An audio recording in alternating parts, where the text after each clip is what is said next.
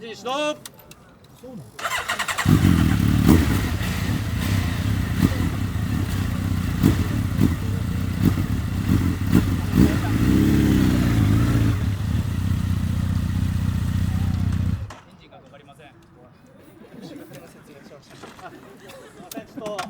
ではここでエンジンが止まった時のかけ方これ押しがけっていう押し方になります。